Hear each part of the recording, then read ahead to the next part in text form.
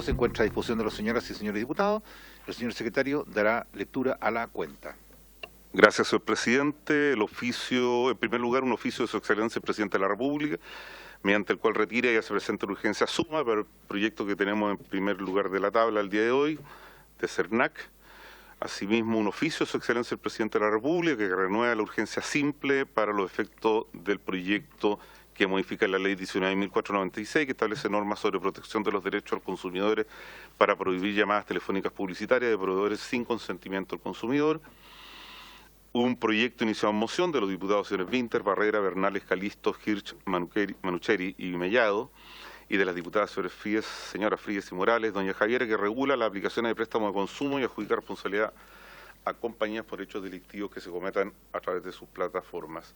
Un proyecto iniciado en moción de las diputadas señoras Baise y Bravo, doña Marta, y de los diputados señores Bobadilla, Carter, Coloma, Cornejo, Donoso, Lavé, Lilayú y Martínez, que modifica la ley 19.496, para exigir que los vendedores de vehículos usados exijan al adquirente, el historial de siniestro que lo han afectado. Un proyecto iniciado en moción de los diputados señores Alinco, Arroyo, Castro y Riva, y de la diputada señora Delgado, que modifica la ley 19.496, sobre protección de los derechos de los consumidores para agravar las sanciones aplicables por infracciones que afecten a personas mayores. Un email de la Asociación de Marcas del Retail, reiterando la solicitud de participación en la discusión de la ley que se encuentra en la tabla del día de hoy. Otra nota de la Asociación de Bancos en los mismos términos. Un oficio de su excelencia, ya lo leímos ya. El primero la tabla, el primero la cuenta. Finalmente, señor presidente, un correo electrónico de la diputada señora Javiera Morales, mediante el cual hace llegar una lista de probables invitados para el proyecto de boletín 15610 del segundo lugar de la tabla el día de mañana, señor presidente. Eso es todo. Muchas gracias, secretario. ¿Se ofrece la palabra respecto a la cuenta? ¿En varios? Bien. Entonces, vamos a seguir viendo el proyecto de fortalecer el Servicio Nacional del Consumidor, y dentro de los invitados está don Tomás Jordán. Bienvenido, don Tomás. Jean-Pierre Cuchot, ¿está bien dicho? Y don Pablo Soto, que está allá en el Zoom. Don Juan Pablo Soto, que está en el Zoom. ¿Y Jaime Lorenzini no? Bien, tuvo un imprevisto, presidente, okay, y solicita el ser considerado en el último lugar de la... Perfecto, perfecto. Bueno, muy agradecido por su asistencia, don Tomás. Tiene sus 15 minutos. Muchas gracias, presidente, y por su intermedio a las diputadas y diputados. Me voy a pronunciar desde mi especialidad, que es el derecho constitucional, y si el proyecto que fortalece y moderniza el CERNAC cumple el estándar, sobre todo de la sentencia del año de enero de 2018, en la cual declaró no ajustaba a la Constitución las facultades sancionatorias del CERNAC que se proponían en esos tiempos. Primero que todo, el proyecto, en términos del procedimiento sancionatorio, lo que hace es establecer que los reclamos individuales pueden ser conocidos por el CERNAC y resueltos por él, y por lo tanto le otorga una facultad sancionatoria, quedando los reclamos colectivos y difusos que se puedan plantear y tramitar ante los tribunales de justicia, en particular los juzgados de policía local. Esto es parte y coherente con el modelo chileno de derecho al consumidor, que tiene que ver con que es de litigación colectiva e individual y no una agencia administrativa sancionadora. La sentencia 4012 del 2017, guión 2007, pero de enero del 2018, declaró inconstitucionales algunas cuestiones que voy a resumir para después ocuparlas como estándar para medir el proyecto. Primero que todo, establecía un procedimiento sancionatorio. El proyecto radicaba en el CERNAC facultades jurisdiccionales, arbitrar conciliaciones, sancionar y adoptar medidas para proteger los derechos de los consumidores. Asunto, dijo el Tribunal Constitucional, que son propios de los tribunales de justicia. También las contiendas entre proveedores y consumidores deben estar resueltas por los tribunales, en razón del artículo 76 de la Constitución, que radica la facultad exclusiva de conocer y resolver estos conflictos. También dijo el tribunal que se vulneraba el 19 número 3, el debido proceso en el ámbito administrativo, que exige diferenciar entre investigación y fiscalización y sanción, que los primeros grupos pueden ser objeto de órganos administrativos, en cuanto al segundo, propio de los órganos jurisdiccionales.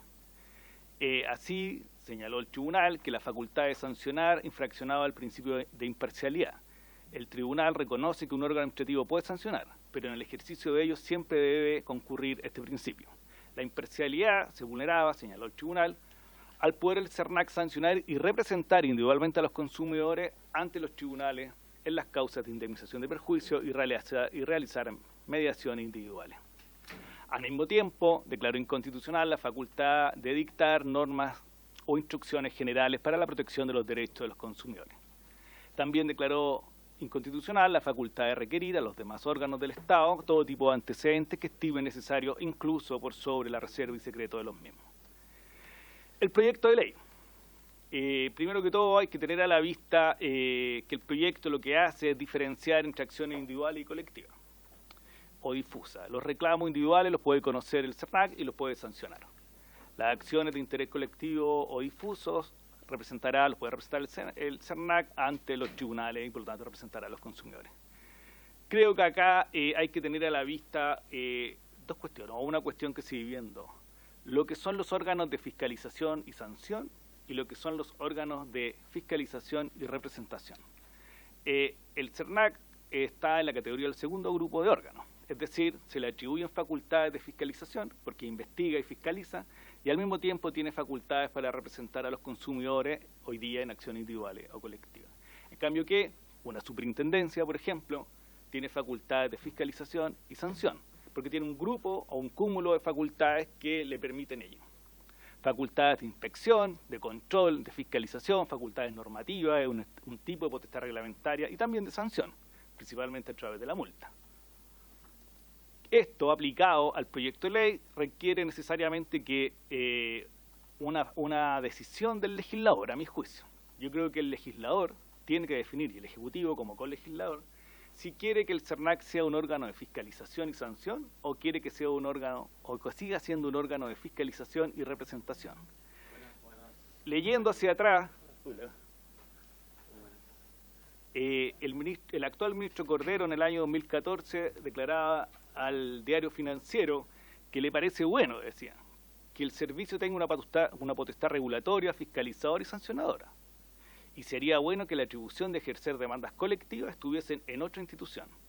La atribución de demanda colectiva no debiese estar dentro del CERNAC, entre otras cosas para no afectar las atribuciones que les pueda ejercer adecuadamente. Yo, desde mi calidad de profesor de Derecho Constitucional, creo que el actual ministro, ex académico en estas palabras, tiene razón. Yo creo que lo que se debe hacer claramente es diferenciar, tomar una naturaleza jurídica del CERNAC. Si va a ser una agencia, como una superintendencia, con facultades de inspección, control, fiscalización y sanción, o va a seguir siendo un órgano, como ya está actualmente, de fiscalización y representación. ¿Por qué razón? Porque si uno mira el proyecto, los vicios de constitucionalidad, en particular del principio de imparcialidad, no se superan. Y voy a explicar por qué. El proyecto mantiene el vicio de constitucionalidad de imparcialidad, es decir, el debido proceso, ¿respecto de qué? Porque le permite conocer y resolver y sancionar los reclamos individuales, pero al mismo tiempo será representante de los consumidores en las demandas colectivas o difusas. Esa es la figura que se propone al legislador. La fórmula legal no diferencia necesariamente entre funciones administrativas y jurisdiccionales, porque depende del tipo de acción, el tipo de función que va a ejercer. Va a ejercer funciones jurisdiccionales o administrativas según el tipo de acción. Además, como se puede examinar en el proyecto, va a depender del criterio final del servicio y de su director si va a ejercer una función de sanción o sancionador, una potestad sancionadora, o va a ejercer una función de fiscalización y representación. El texto y el Ejecutivo se afirma que el proyecto cumpliría la sentencia del Tribunal Constitucional en razón de lo siguiente: que un reclamo individual puede ser conocido y sancionado por el CERNAC, actúa como juez; que un reclamo colectivo difuso puede ser representado por el CERNAC, actúa como parte ante los tribunales; Para evitar el cruce entre el 1 y el 2, establece un estatuto de inhibiciones.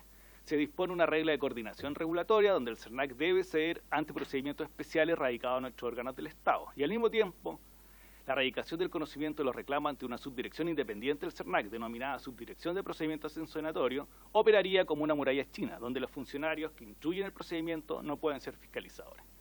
Ahora bien, para poder examinar esto, tenemos que tener claridad qué significa que el juez o el órgano que sanciona sea imparcial, el principio de imparcialidad. De acuerdo al Tribunal Constitucional, tiene la siguiente premisa. El concepto de imparcialidad está ligado al principio de independencia de los jueces o del que sanciona, y por ende al concepto de jurisdicción. Quien la ejerce debe ser imparcial. La idea de imparcialidad se conforma con base a la idea de ausencia de prejuicios. El juez debe ser libre de prejuicios. La idea de imparcialidad como elemento de la esencia del derecho a un procedimiento racional y justo. Esta idea de ausencia de prejuicios no es una idea nueva. Es seguida de la jurisprudencia alemana, italiana y española. Es decir, la ausencia de prejuicios se sostiene en que las partes no sepan de antemano lo que resolverá el juez. Como dijo el Tribunal Constitucional en la sentencia 2961 de 2016, la independencia se expresa, entre otras cosas, en la imparcialidad con que los jueces deben decidir, es decir, en la falta de un designio anticipado respecto del asunto juzgado. De esta manera, la ausencia de prejuicio requiere dos cuestiones. Una, que no tenga vínculo indebido con alguna de las partes y que se mantenga ajeno a lo que se resuelve, no sosteniendo alguna postura o posición sobre ese asunto. Busca, por lo tanto, que no exista ninguna duda razonable de cómo va a fallar. El principio de imparcialidad, a mi juicio, se ve afectado en el proyecto porque no exige una ausencia de todo prejuicio. Esta no puede ser garantizada por el CERNAC. La ausencia de postura o posición anterior sobre el asunto a resolver no puede ser garantizada. Esto se expresa en que una materia puede ser objeto de reclamo individual si reúne los requisitos, pero si reúne los requisitos de una demanda colectiva o difusa, podrá ser objeto de representación judicial por el mismo CERNAC y por decisión del propio servicio. Es decir, en el punto de partida, el servicio tiene que decidir si va a ser juez o va a ser parte. Lo decide él mismo. Por lo tanto, en términos simbólicos, podría decir que tiene que elegir la toga o la capa. Y eso lo decide él mismo. En el proyecto se establece un estatuto débil, por tanto, de imparcialidad en los casos de reclamo individual y su relación con el colectivo difuso, con el reclamo colectivo difuso. En un caso individual, pero donde el CERNAC se da cuenta que reviste el carácter colectivo difuso, tiene distintos caminos. Si ha existido un reclamo y transacción extrajudicial, un reclamo individual y transacción extrajudicial, no puede iniciar de oficio el procedimiento sancionatorio. Si ha iniciado el procedimiento sancionatorio individual y llegan a un acuerdo, rebaja la multa. Pero, si hay un reclamo individual, pero no se ha iniciado el procedimiento individual, no se iniciará en el caso que estime que ese reclamo individual también reviste el carácter de colectivo o difuso. Es decir, en ese momento, antes de iniciar el procedimiento sancionatorio, decide él mismo si va a iniciar el individual o va a iniciar el colectivo difuso, de acuerdo a su propio criterio. Si ya lo ha iniciado, el individual, y aparece un interés colectivo difuso, terminará el procedimiento. Es decir, dejará de ser juez y adoptará el rol de representante. Y adoptará, por lo tanto, el procedimiento colectivo difuso. Lo dice el artículo 50 G14. Si una vez dictada la resolución de inicio aparecieran nuevas circunstancias o antecedentes que lo justifiquen, el servicio podrá iniciar acciones colectivas o instruir procedimientos voluntarios colectivos de acuerdo al párrafo 5, 6, etc., archivando los antecedentes del procedimiento iniciado de conformidad a este párrafo. Si el procedimiento sancionatorio individual ha concluido con sanción, no puede ir a los tribunales y por lo tanto no puede haber representación. En los casos 3 y 4 del punto anterior, el CERNAC al tiempo del ejercicio de su rol de juez tiene que asumir una posición de evaluador del interés colectivo difuso en juego y por ende como eventual demandante respecto de ello. El CERNAC como servicio tiene que ejercer dos funciones al mismo tiempo, incompatibles entre sí. Esto se expresa con nitidez en el punto 4, es decir, que ya está iniciado el procedimiento, se encuentra con un interés colectivo difuso, detiene el procedimiento individual y tiene que decir si va a continuar con el individual o se va al colectivo difuso. Donde el servicio durante el ejercicio de ese rol debe evaluar lo colectivo y lo difuso. Lo anterior se manifiesta con nitidez, a mi juicio, en la facultad que tiene de iniciar de oficio el procedimiento sancionatorio, porque el procedimiento sancionatorio se inicia por una parte o de oficio por el propio CERNAC. Es decir, toma antecedente o conocimiento de hechos y, por lo tanto, inicia el procedimiento. 50G10 dice, se iniciará de oficio cuando el servicio, en uso de sus atribuciones, considere que existen fundamentos para estimar la existencia de hechos que pudieran ser constitutivos de alguna infracción o las disposiciones de esta ley, y cuando no afecten el interés colectivo o difuso. En resumen, creo, nunca es ajeno a los hechos. Siempre debe tomar una decisión de ser juez o representante colectivo difuso. Siempre tendrá un antejuicio o prejuicio, pues tuvo que efectuar un análisis sobre la procedencia de la acción colectiva difuso o ir por el interés individual, necesariamente, porque así lo dispone el propio texto. Esto se afirma cuando declara inadmisible un reclamo individual porque hay un interés colectivo difuso involucrado, artículo 50G12, letra B. O cuando lo declara admisible porque la infracción inicialmente no deriva del mismo hecho, pero en el camino se da cuenta que deriva del mismo hecho. Incluso el artículo 50G22 permite que termine este procedimiento sancionatorio individual por esta hipótesis, que se da cuenta en el camino que hay un interés colectivo difuso involucrado, no obstante no haber venido en inicio de los mismos hechos. En consecuencia, el CERNAC activará el procedimiento para apreciar la existencia de una eventual infracción individual para luego el mismo CERNAC puede examinar si está comprometido o no el interés colectivo difuso, transitando de ser juez de oficio a ser demandante. En estos casos, el CERNAC tiene tres posiciones necesariamente que pueden afectar su imparcialidad. La primera es su evaluación sobre la existencia de una infracción y actuará de oficio o será demandante colectivo, punto de partida. La segunda, ser juez de la misma infracción que constató. Y tercero, ser demandante colectivo en caso que esa apreciación inicial sea colectiva difusa o durante el procedimiento se da cuenta que es colectiva difusa. En consecuencia, la genuinidad, que es el requisito mínimo esencial de la imparcialidad, no se cumple. Además, imparcialidad.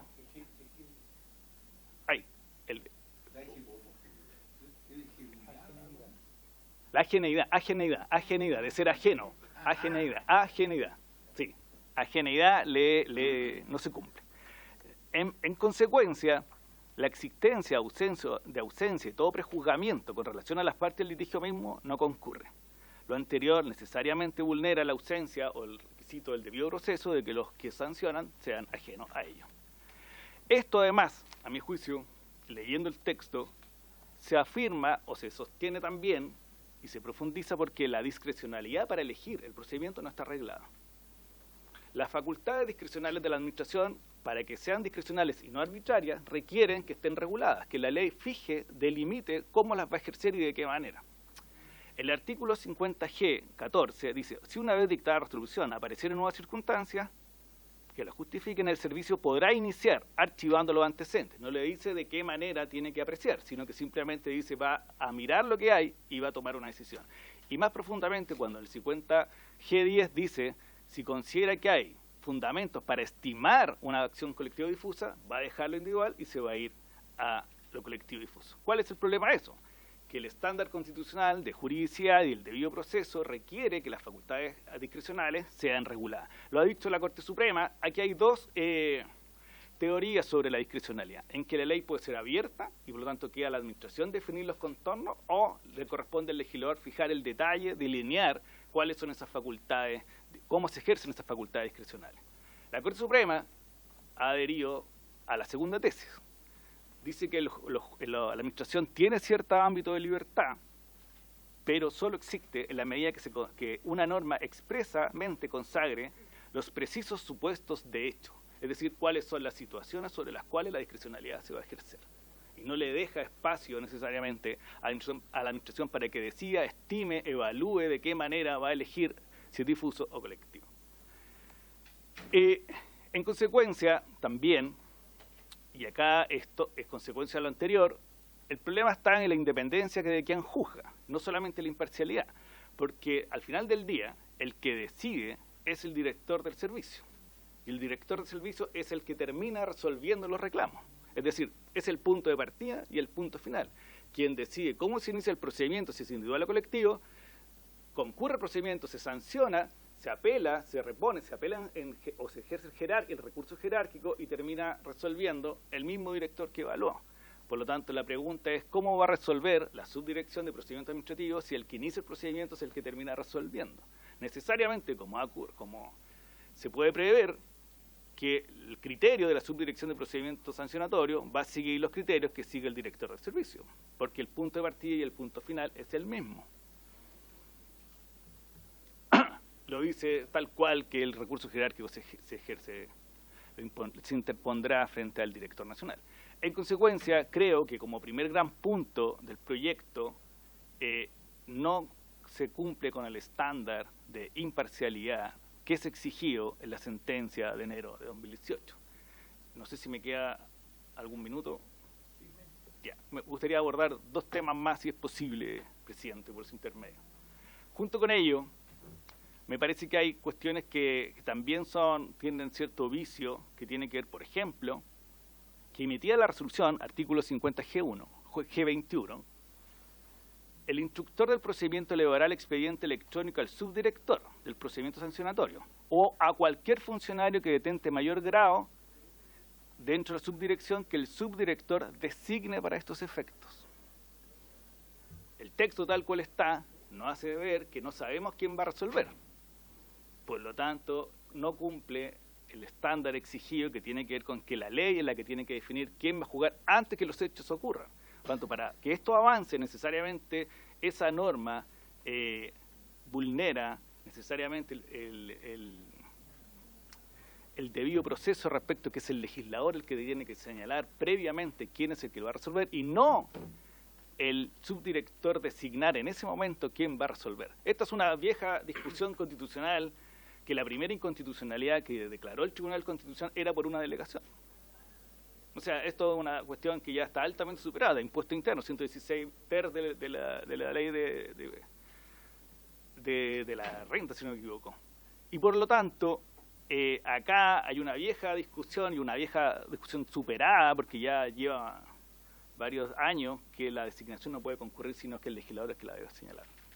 Y por último, me voy a pronunciar sobre una cuestión que es bien particular, que es que los informes elaborados por el servicio, agrega un inciso nuevo al 59 bis, tienen presunción legal respecto de su contenido.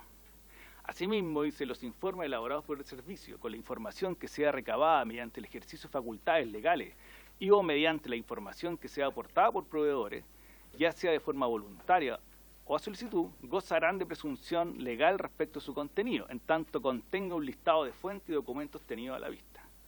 El problema de esto, si uno lo lee, es que toda la información tiene presunción de legalidad. Y básicamente una presunción de legalidad es una presunción de veracidad, en que un hecho por probar se tiene por probado a partir de un hecho indubitado.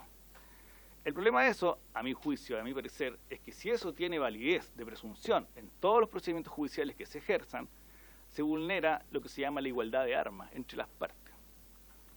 Porque la igualdad en el ejercicio de la ley 19 número 3, inciso primero, especialmente está referido al derecho de las partes a tener oportunidades similares para obtener una pretensión favorable o no en los tribunales. De eso se trata el debido proceso, en que las partes parten en igualdad de posiciones y tienen las herramientas necesarias para hacer valer sus alegaciones y defensa.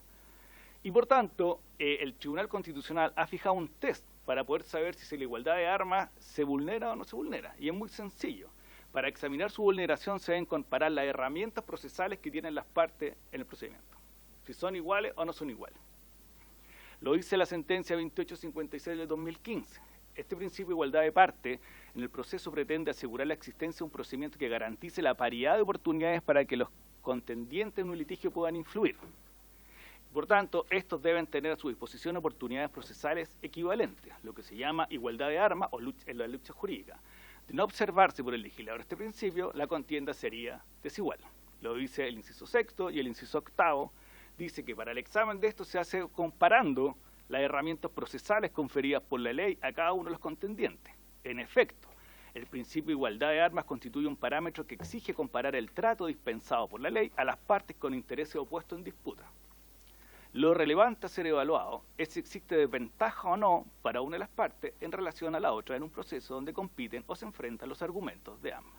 Entonces la pregunta que se tiene que hacer necesariamente es si existe igualdad de armas y todo lo que hace el CERNAC tiene presunción de legalidad y por lo tanto de veracidad ante los tribunales, la respuesta es no. Y la pregunta que podría ser procedente es si eventualmente el legislador, o en este caso el Ejecutivo, dio razones que justifiquen la diferenciación. la razonabilidad que se exige. Es decir, si hay una diferencia, tiene que haber una justificación. Y si uno mira el proyecto de ley, no hay ninguna. Es decir, si uno mira el mensaje del presidente, no da ninguna razón de por qué el SNAC tiene que tener mejores armas que las otras partes en juicio. En consecuencia, a mi parecer, y con esto termino, señor presidente, no se respetaría la igualdad de armas establecida en el inciso primero del 19 número 3 de la Constitución. Muchas gracias. Muchas gracias, don Tomás. Muy claro su exposición. Vamos a dejar al final las preguntas. Hay dos expositores todavía, anótenlas, por favor. Sí, diputado. Sí, presidente, solo un comentario. Pedirle de que al final le podamos dar la palabra al director del CERNAC para que se refiera a todo lo que nuestros expositores han dicho para generar un poquito de contrapeso, ya que hay que decirlo. En la citación habla sobre la profesión y a qué se dedican nuestros invitados, pero por ejemplo del invitado que recién expuso nos dice de que es parte de una comisión de la CPC, igual que el señor Jean-Pierre también es parte de una comisión de la CPC, incluso en una reunión que tuvieron con CERNAC, la CPC con CERNAC, la persona que recién expuso fue con representación, estaba como representando a la CPC. Entonces, para que, como contexto, para que sepamos qué opinión o de qué lado del proyecto de ley están las personas que están exponiendo, por lo tanto, para ser justo y parejo, me gustaría que, por este otro lado, de quienes apoyamos el proyecto, el director del CERNAC pueda comentar todo lo que ellos expongan. Gracias, y para que le dé el tiempo. Sí, para eso, presidente, le pido que diputado, considere. Diputado, no sé si leyó la citación de mañana, pero el director de CERNAC está invitado justamente a eso. Mañana, en la primera parte de la sesión, porque al principio teníamos 1, 2, 3, 4, 5 invitados, ¿ya? Hay 2 que se excusaron de último momento, por lo tanto los tiempos que le estamos dando a los expositores un poquito más, para ver, esperamos poder tener el tiempo, si no mañana en la sesión de mañana, martes, a primera hora, el primer expositor para responder las preguntas, o sea, para responder las inquietudes. Lo que esperamos nosotros, porque aquí estamos invitando a expositores de distintos lugares, de distintas partes, digamos, es que los diputados puedan hacer las preguntas que corresponden a los expositores.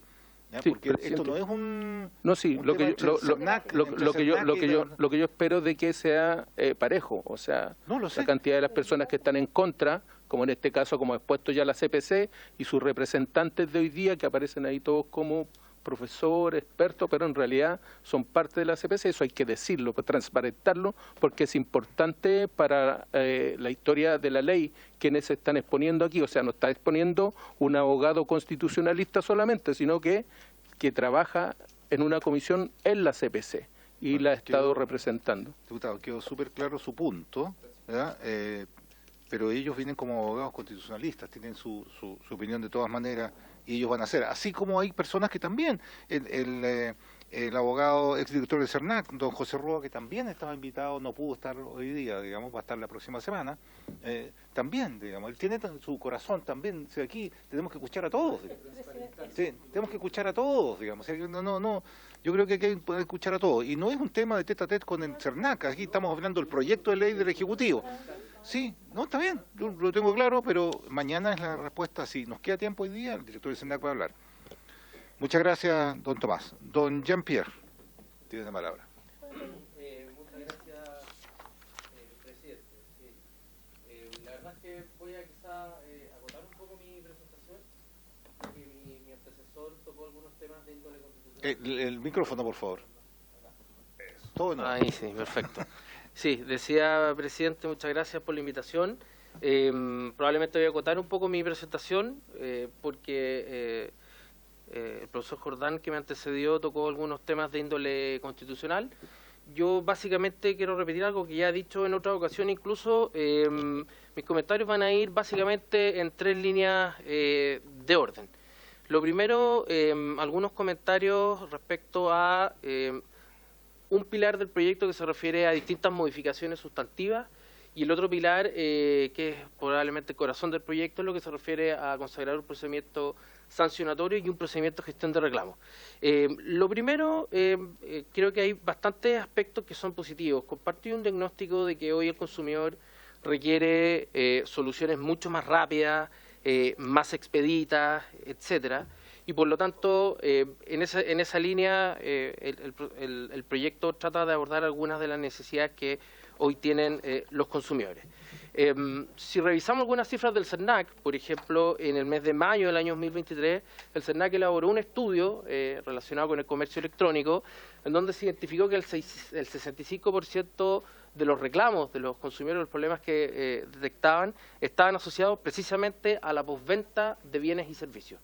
Por lo tanto, que se regule algo que debiera ser de toda lógica, es decir, de que los servicios de postventa operen al menos en las mismas condiciones en las cuales se ofreció la venta de un bien o la prestación de un servicio, parece totalmente acertado y lógico. No voy a ir una por una porque son muchísimas estas modificaciones misceláneas a la ley, solamente mencionar algunas. La obligación de las empresas de mantener canales para modificar o terminar el contrato, me parece que es una buena medida. Lo único quizá ahí hacer una prevención de establecer una norma similar o coherente a lo que establece el artículo 17.10, inciso octavo, en lo que se refiere a la facultad que tienen los consumidores para poder dar término a productos o servicios financieros, y en esa norma se exige que se efectúe el pago anticipado de los dineros, por ejemplo, de un tarjeta de crédito o una cuenta corriente, que sé yo, si está ocupado en la línea de crédito.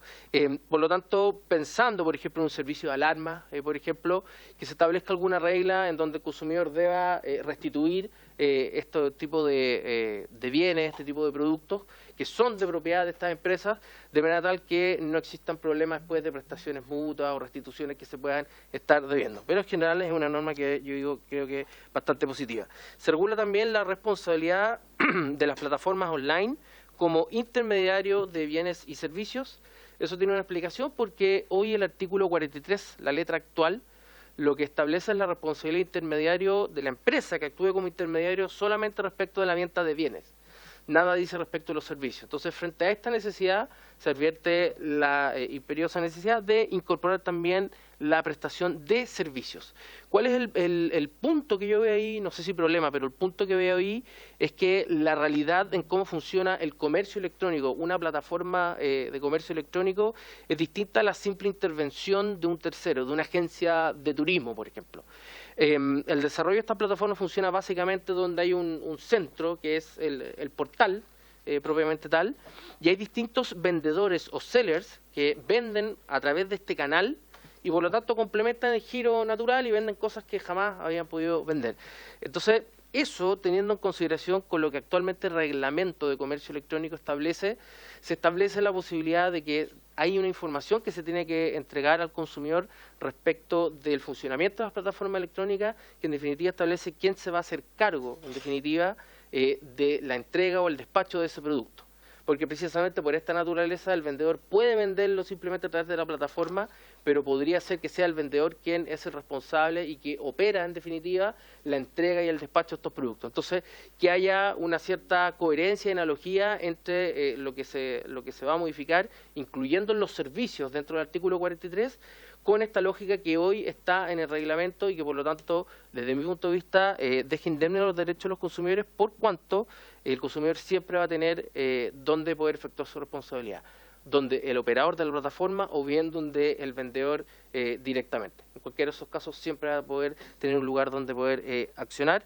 Respecto al ámbito de aplicación, probablemente reconsiderar la propuesta, en el sentido de no solamente considerar los contratos de venta, sino que también los de promesa, pero el problema cuando se pretende solo incluir a los contratos de promesa, pueden quedar afuera otros contratos que son de tipo preparatorio, ¿ya? Y eso podría generar alguna discusión jurídica en el futuro de si están o no, probablemente, si es que con esta ley se termina modificando y a la compraventa de bienes se agrega las promesas, podría ser un argumento para jurisprudencialmente luego discutir de que todos esos otros actos preparatorios podrían no estar cubiertos dentro del ámbito de aplicación de la ley.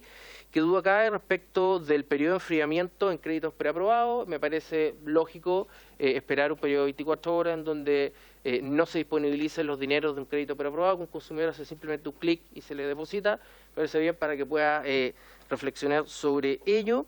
Respecto al procedimiento de gestión de reclamos, me parece que opera de cierta forma también como una garantía para el administrado, es decir, para las empresas, de decir, va a estar arreglado cómo va a operar el tema de la tramitación de los reclamos. Sin embargo, hoy el plazo de tramitación es de 18 días, entiendo, todavía se mantienen 18 días hábiles. Por lo tanto, lo que veo es que puede ser quizás un poco restringido el plazo de 10 días que se contempla en el proyecto para que se entregue una respuesta, sobre todo además considerando de que el incumplimiento a responder un reclamo ante el SENAC constituye una infracción y puede ser sancionada. Entonces, desde ese punto de vista, considerar que los plazos actualmente, siendo voluntarios, son un poco mayor. Se envía una insistencia en la mitad del periodo para que el proveedor recordarle que hay un reclamo y que pueda responder, pero ese yo creo que es un tema importante. Y termino esta parte con la eliminación del requisito de vínculo contractual y el de onerosidad para configurar la relación de consumo. No voy a entrar en este detalle, pero un problema que quizá, creo, hoy, o sea, un poquito menos, dice relación con que el artículo primero da una definición de consumidor y en una parte exige que haya un acto jurídico oneroso, es decir, una especie de desembolso de dinero.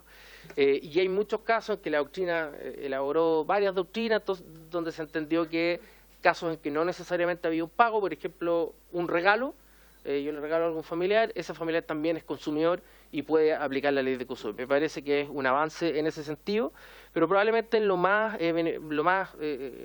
elemento más esencial viene por la modificación del artículo 50, en donde ya para ejercer acciones, sobre todo de interés colectivo, no se precisaría de acreditar este vínculo contractual para ejercer acciones colectivas. Y eso especialmente puede tener implicancia en acciones, sobre todo indemnizatorias por ilícito anticompetitivo, donde muchas veces hay varias cadenas de producción. Entonces, ir aguas arriba donde el productor que no tiene una relación con el consumidor, esos juicios podrían terminar cayendo ese tipo de acciones y hoy perfectamente se podría ir aguas arriba. Siguiendo en esta línea, hay un par de puntos que yo quiero comentar respecto del proyecto tal como está considerado. Ya mencioné la situación, digo, del intermediario. En lo que se refiere al principio de especialidad, la norma debe ser lo suficientemente clara porque el artículo 2 bis, hoy como está establecido, ha dado lugar a muchos debates jurisprudenciales respecto de sectores regulados, si es que la LPC se aplica o no se aplica en definitiva. Y eso ha sido bien complejo de determinarlo. Hay dos normas que probablemente tengo dudas si es que eso lo clarifican, que es el artículo 50G12 y el artículo 50G30. Estas normas, el primero alude a un mecanismo de inhibición para iniciar el procedimiento sancionatorio y que se refiere a que el SENAC no puede iniciar un procedimiento sancionatorio individual siempre que los hechos no estén dentro de la facultad, no esté cubierto por el mismo fundamento legal, ¿ya? Y el artículo G30 contempla otra garantía de que no puede ser sancionado un proveedor, ¿no es cierto?, que esté bajo la tutela de un regulador sectorial y por el cual puedan aplicarse los mismos hechos o fines jurídicos. Entonces, desde ese punto de vista, podría ser que quedara la duda de que los fines o bienes jurídicos que están establecidos en regulaciones sectoriales sean distintos a los de la ley del consumidor y eventualmente podría generar ciertos choques o ciertas tensiones con la aplicación del principio non bis in idem, ¿cierto? Y seguir discutiéndose si es que se pueden aplicar dos multas, si es que un regulador sectorial aplica una multa, luego el SENAC con su acción colectiva pretender también la aplicación de una multa. Otro punto que creo que es necesario revisar respecto del proyecto, en la propuesta efectivamente hay, por así decirlo, tener que pasar por el SENAC siempre frente a cualquier problema de consumo individual.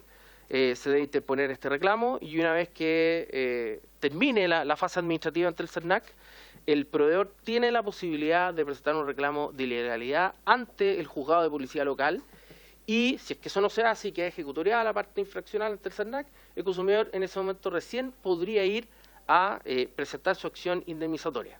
También puede ejercer su acción por daños y perjuicios al momento en que el proveedor reclama de la ilegalidad. Es decir, en el JPL se van a acumular estos autos y se va a conocer por parte del juez de policía local respectivo el reclamo de ilegalidad de la empresa y, por otra parte, la acción indemnizatoria del consumidor. Y a mi modo de ver, creo que eso puede tener impactos desde el punto de vista, primero, de los incentivos del consumidor para poder accionar por una infracción de ley. El consumidor tiene dos pretensiones, básicamente, cuando alguien tiene algún problema o le falla un producto. Primero, evidentemente, está la aplicación de una multa por infracción de ley, pero por otro lado, el consumidor lo que va a buscar también es que se le indemnice, se le compense. Entonces, esa indemnización y esas restituciones, bueno, la restitución no, pero cualquier otra indemnización por daño moral, qué sé yo, lucro cesante, tendría que esperar toda la tramitación de al menos primera instancia administrativa ante el CERNAC. Y eso puede tener importantes efectos desde el punto de vista del efecto disuasivo que tiene la normativa de protección al consumidor, en el sentido de que no solamente el efecto disuasivo viene solo por la multa, sino que también sirve y ayuda mucho la acción indemnizatoria que el consumidor pueda ejercer y también el daño reputacional del que puede ser visto el proveedor. De acuerdo a información del propio mensaje, esto yo creo que voy a ir terminando, el 80% de los reclamos se concentran en 100 empresas. ¿Ya? Esto está contenido en la página 13 del mensaje del proyecto. Entonces estamos viendo que se puede de cierta forma identificar dónde se produce el problema.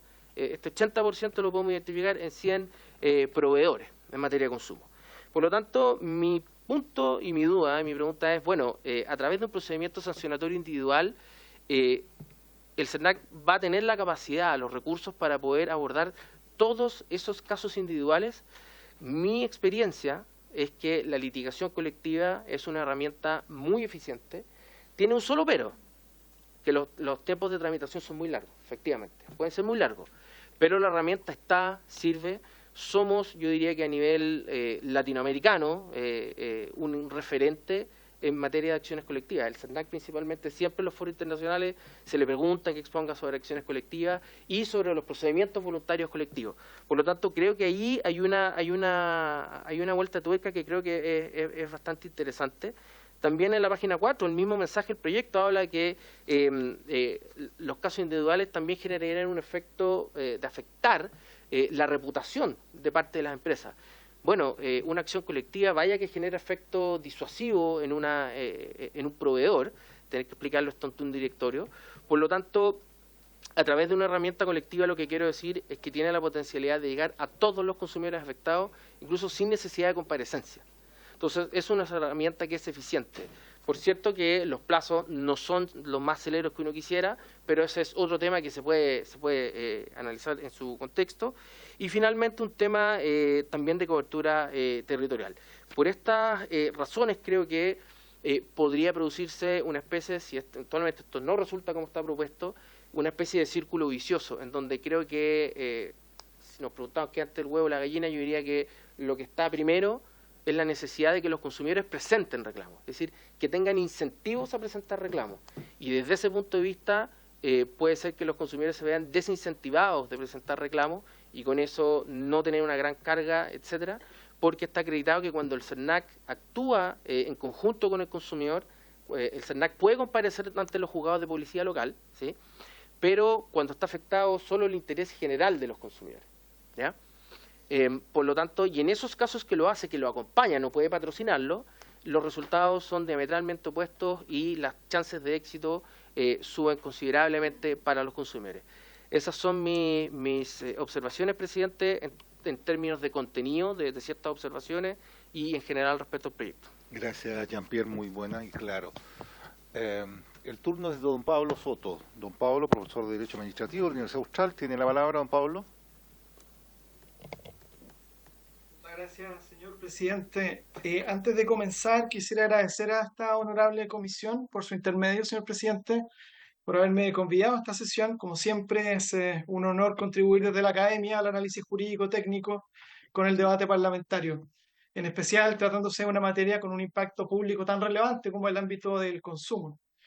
Aprovecho de aclarar, para evitar cualquier suspicacia, que yo no soy asesor del CERNAC en esta materia, ni que se me ha remunerado por venir a esta honorable comisión. Mi opinión intenta modestamente ser sencillamente técnica. En esta presentación haré referencia a una cuestión bien puntual, esto es, explicaré cómo es que el proyecto de ley que se ha venido a denominar CERNAC te protege, sí satisface los criterios fijados en la sentencia ROL número 4012-17 del Tribunal Constitucional de fecha 18 de enero del 2018, que en un control preventivo, como se sabe, declaró inconstitucionales ciertas potestades que el proyecto de fortalecimiento del CERNAC atribuía a ese órgano. Específicamente, indicaré cómo es que la propuesta de Su Excelencia el Presidente de la República se hace cargo expresamente de los reparos constitucionales allí formulados, tratándose de la atribución de potestad sancionatoria, evitándose así que el servicio se convierta en juez y parte. Desde luego, debo advertir que en esta exposición no voy a efectuar una argumentación contraria a la sentencia del Tribunal Constitucional porque, aun cuando en su momento yo no estuve de acuerdo con su argumentación, y así lo escribí en reiteradas ocasiones, no es posible desconocer hoy que ese fallo es derecho positivo en Chile y que debe respetarse. Por lo tanto, cualquier proyecto de ley sobre la materia que intente reponer la potestad sancionatoria en el CERNAC debe hacerse cargo de ella, de esa sentencia, para cumplir con la Constitución. Es precisamente lo que hace la propuesta del Ejecutivo, como lo señalaré en lo que sigue. Para efectuar el análisis que he ofrecido, es necesario conocer cabalmente lo decidido por el Tribunal Constitucional a propósito del proyecto de fortalecimiento del CERNAC y de su potestad sancionatoria declarada inconstitucional. Es decir, para tomarse en serio la sentencia 4012-17 hay que conocerla bien y estudiar sus estándares. Entonces, ¿qué declaró inconstitucional el Tribunal Constitucional? ¿Cuáles son los estándares de la prohibición del juez y parte que hemos escuchado ya en reiteradas ocasiones? La sentencia del Tribunal Constitucional es bien explícita en esta materia. En primer lugar, el Tribunal Constitucional consideró inconstitucional la modificación del denominado, comillas, régimen de separación de funciones del CERNAC. Eso aparece en el considerando 33 de la sentencia. ¿En qué consiste este régimen de separación de funciones? Consistía en ese momento, y consiste hoy día, en que la fiscalización está radicada en el servicio y que la corrección de las infracciones está radicada en el juzgado competente. La alteración que a este régimen de separación efectuaba la entonces propuesta de la presidenta Bachelet tenía el problema de que, cito al Tribunal Constitucional, con el proyecto, dicho servicio público asumiría además potestades jurisdiccionales para arbitrar consideraciones, sancionar a los proveedores y adoptar toda clase de medidas conservadoras y cautelares respecto a los derechos de los consumidores, en circunstancias que tales medidas solo pueden ser adoptadas por un tribunal independiente e imparcial, características que el servicio no reúne. Esto significa que el régimen de separación de funciones es cuestionado por el Tribunal Constitucional para el CERNAC porque el proyecto de fortalecimiento otorgaba un listado extenso de poderes, indicados explícitamente: conciliar, sancionar, adoptar medidas conservadoras, etc. Es decir, se trata de un cuestionamiento por la agrupación o concentración de funciones que en conjunto convertían al CERNAC en un órgano jurisdiccional. Por si las dudas, el Tribunal Constitucional se encarga de confirmar que en los hechos identifica una concentración de funciones en el proyecto de ley. Al respecto, sostuvo el Tribunal Constitucional que en el proyecto controlado no implica solamente que el Servicio Nacional del Consumidor pueda multar a los proveedores en paralelo con los tribunales. Se trata de que además se erige en instancia de mediación, arbitra a continuación una audiencia obligatoria de conciliación para concluir pudiendo ordenar el cese de las conductas infractoras, la restitución de los cobros, al modo de una sentencia que acoja una acción de amparo y que un juez cumple las funciones conservadoras que se le atribuye el artículo 3 del Código Orgánico del Tribunal. Precisamente por lo anterior, el Tribunal Constitucional efectuó una agrupación para entender cuándo el CERNAC ejercería jurisdicción. Así, afirma el Tribunal Constitucional que todo este conjunto de antecedentes, analizados y concatenados entre sí, revelan inequívocamente que en estos casos, el Servicio Nacional del Consumidor entraría a ejercer jurisdicción. La pregunta siguiente, por ende, es si el Servicio Nacional del Consumidor puede actuar como juez o al menos como un órgano que ejerce jurisdicción. La respuesta es negativa. ¿De acuerdo? Entonces, el CERNAC ejerce jurisdicción, es decir, actúa como juez cuando ejerce un cúmulo de funciones, no cuando ejerce solo la potestad sancionatoria. Esto no es lo que dice el Tribunal Constitucional. Esto que se acaba de indicar es importante para el proyecto CERNAC te protege, que se está discutiendo en este momento. Porque uno de los cuestionamientos indicados ante esta honorable comisión y expresado en diversas columnas y cartas obedece a que el servicio actuaría, luego de su reforma, como juez y parte. Pues bien, que CERNAC actúe como juez ejerciendo jurisdicción no puede entenderse en el derecho público chileno a la luz de cualquier contenido, sino bajo uno bien específico, determinado por la sentencia número 42/17 del Tribunal Constitucional. Es decir, el CERNAC ejerce jurisdicción cuando en conjunto multa a los proveedores, media, arbitra una audiencia obligatoria de conciliación, ordena el cese de las conductas infractoras, ordena la restitución de los cobros, ordena adoptar medidas indeterminadas para evitar supuestas infracciones futuras, como le indica el Tribunal Constitucional. Es este específico diseño, concentrado del CERNAC, aquel que el Tribunal Constitucional declaró inconstitucional, porque es así como se ejerce jurisdicción, por actuar como juez cuando se detentan todas esas facultades. No se trata, a insistirse, de someter la expresión juez para referirse al CERNAC al sentido común, a la RAE, a la interpretación del presidente de la República, ni al deseo de quien no quiera que este proyecto vea la luz, sino que se trata del sentido técnico explicitado con abundante claridad por el Tribunal Constitucional. Así, ante la pregunta ¿cuándo el CERNAC actúa como juez? La respuesta es, según el Tribunal Constitucional, cuando lleva a cabo el anterior listado de 6 potestades. Esta es la única información constitucional que tenemos al respecto. Pero el Tribunal Constitucional se encarga, en un segundo estándar, también de señalar cuándo el CERNAC actúa como parte. Esto es, cuando, cito, interviene en la relación entre consumidores y proveedores de un servicio, representando los intereses de una de las partes, lo que le resta las condiciones indispensables de independencia e imparcialidad con que debe enfrentarse el ejercicio de la jurisdicción. Precisamente esta es la clave de la incompatibilidad, quedando fijado el estándar constitucional en cuanto a la prohibición de que el servicio pueda convertirse en parte. Sobre este punto, el Tribunal Constitucional sostiene nuevamente que lo que no procede, sin embargo, es que el mismo servicio, estatal, llamado a proteger a una de las partes lucrativamente interesadas, los consumidores, sea instituido como árbitro supremo para luego dirimir los contenciosos e impugnaciones que enderecen contra sus proveedores. Eso aparece en el considerando 38 de la sentencia. Lo anterior significa que la prohibición constitucional que formula el Tribunal Constitucional tiene un contenido bien preciso. El CERNAC es parte cuando al mismo tiempo representa al consumidor y resuelve en contra del proveedor. Ahora bien, hay un tercer estándar que también se encuentra contenido en la sentencia del Tribunal Constitucional. Y este es el estándar que impone el Tribunal Constitucional para que se transfieran las facultades jurisdiccionales desde los juzgados a la administración. En específico, tratándose de la regulación de la potestad sancionatoria del proyecto de la presidenta Bachelet, señala esa magistratura, el Tribunal Constitucional, que las normas referidas son inconstitucionales por privar a los tribunales de una potestad sin motivo válido ni cuestionamiento jurídico alguno. Desde luego, esto significa que en la medida en que el legislador, primero, tenga motivos válidos o bien que tenga algún cuestionamiento jurídico para efectuar el cambio de la potestad sancionatoria desde los juzgados de policía local a servicio, eso descarta la inconstitucionalidad. Ahora bien, ¿cómo es que entonces que el proyecto de ley CERNAC te protege, satisface los estándares constitucionales que yo he referido recién y que se encuentran fijados en la sentencia número 4012 del 2017?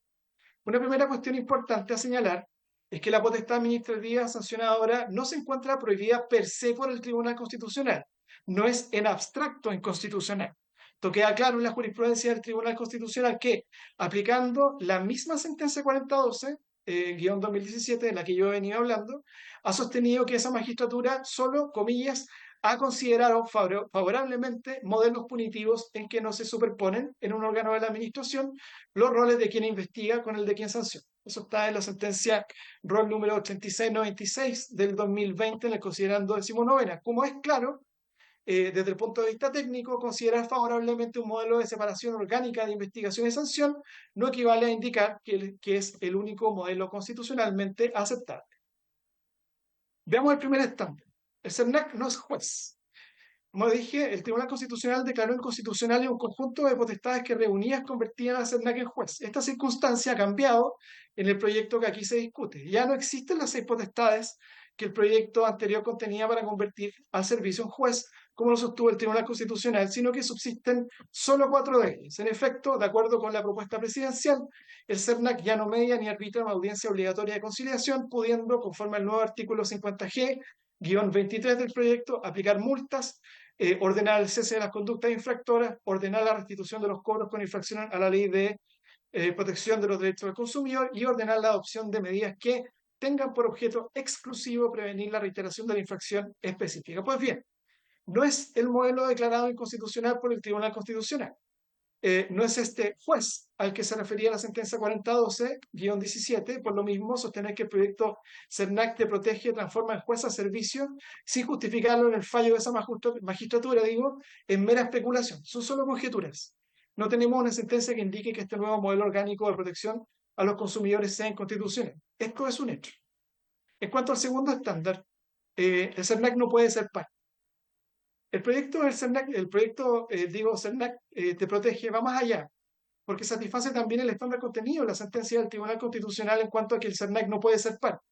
Esto sucede, como se ha dicho, cuando al mismo tiempo el servicio representa al consumidor y resuelve en contra del proveedor. Desde luego, es claro que cuando el servicio sanciona, no, comillas, representa, ¿no?, al consumidor. La administración no representa un interés particular ni propio, ni el de alguien más, sino que, como lo explicitara certeramente el profesor Eduardo Sotoclós en un lúcido texto, su interés, el interés de la administración, es el interés del Estado. Su fin no es otro que el de este, y este es el bien común, el interés general. Las formas impuestas al acto de la administración, el acto sancionatorio en este caso, no están en favor de tal o cual parte, básicamente, sino en el interés de la decisión misma. Aún así, siguiendo el criterio del Tribunal Constitucional, el proyecto se hace cargo de la objeción y regulatoriamente asegura que no habrá posibilidad de que en un mismo caso el CERNAC pueda ejercer su potestad sancionatoria y la representación de los consumidores.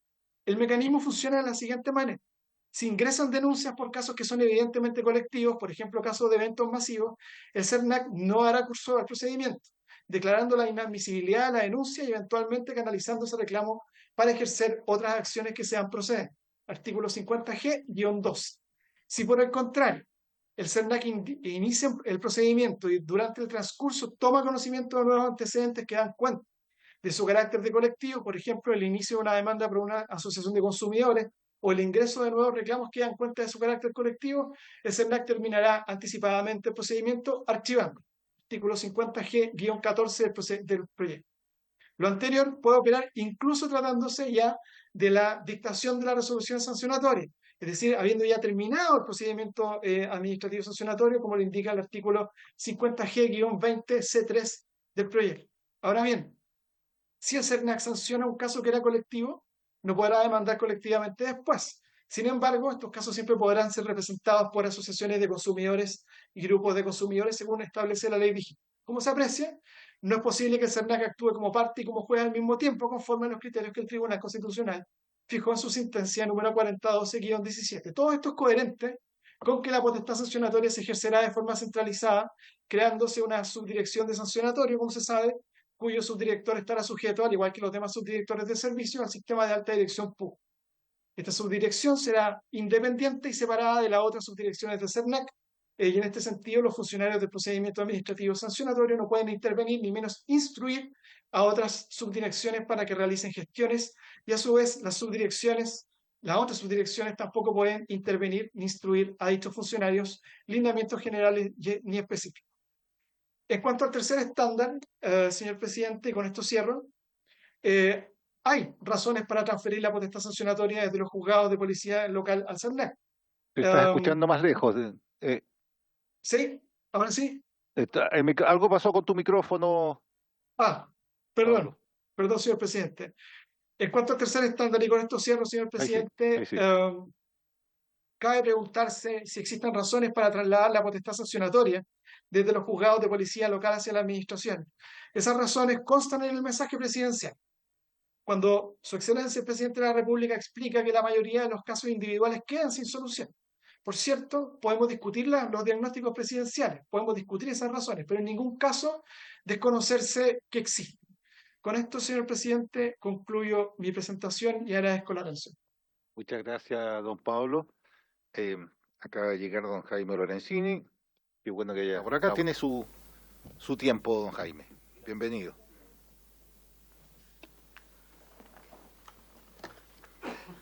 Presidente, muchísimas gracias. Entiendo que tenemos cerca de 15 minutos. Perfecto. Para mí es un motivo de gran satisfacción y orgullo poder compartir, digamos, la experiencia de de la academia, la experiencia forense, la experiencia en mis años trabajando en CERNAC en un proyecto de ley tan importante como este. Me parece que lo clave, no sé si se va a proyectar, ahí está.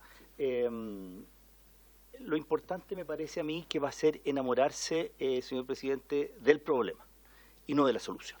La solución es una facultad sancionatoria, es la misma solución que veíamos en el año 2018. Voy a procurar no volver a insistir en los puntos que el profesor Jordán ha desarrollado, pero pareciera clave el punto de qué es lo que estamos buscando con este proyecto de ley y si acaso esta respuesta es o no coherente. A mi juicio no lo es.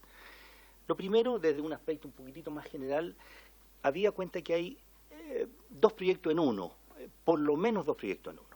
Existen una cuestión muy relevante que convoca, ¿no es verdad?, la discusión, y la mayoría de los invitados seguramente los más académicos, abordamos la parte sancionatoria, pero hay una serie de otras consideraciones relacionadas con, ya no con el CERNAC sancionador, la cláusula de aceleración, los límites a las cobranzas extrajudiciales, la publicidad sexista. Eso no tiene nada que ver con el CERNAC sancionador.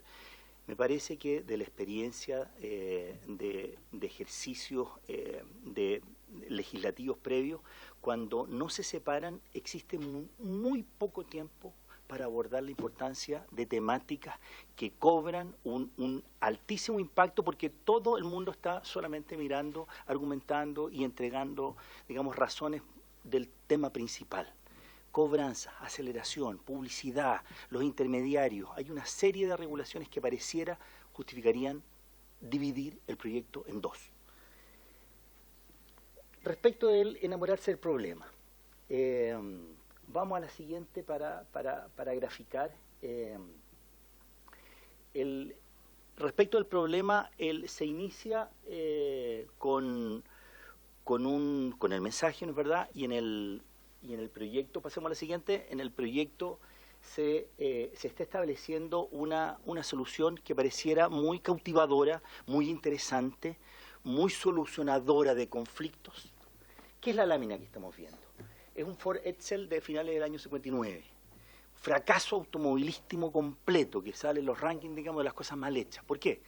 Porque se enamoraron de la solución y no del problema. ¿Cuál era el problema que necesitaban los consumidores americanos? Vehículos más pequeños y económicos. Los que diseñaron esto en una oficina, con un tablero de conducción muy elegante, con un diseño también muy atractivo, no fue el gusto de los consumidores y se perdieron millones de dólares. Paso a la lámina siguiente. ¿Esto acaso ocurre en las políticas públicas de protección al consumidor en Chile? La respuesta es, lamentablemente, sí, señor presidente. Y más de una vez.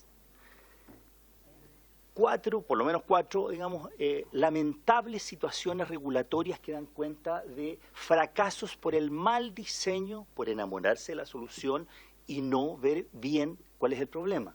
Crédito universal, a propósito de la reforma del CERNAC financiero del 2012, como un gran nuevo producto que permitía facilitar las contrataciones, ningún crédito universal cursado. Sello CERNAC, ninguna empresa que tenga un sello de confianza. La idea era buena, los costos que se traspasaron a los proveedores, faltó diseño, faltó aterrizar, faltó conversar con los proveedores. Ningún proveedor lo tiene. Planes de cumplimiento aprobados por CERNAC, la importancia de compliance en Chile, reforma del año 2018, ninguna empresa tiene un plan de cumplimiento aprobado por CERNAC. Portabilidad financiera, estudios recientes de ODECU con otras asociaciones de consumidores dan cuenta de que la usabilidad de la portabilidad financiera por las personas más vulnerables prácticamente no existe.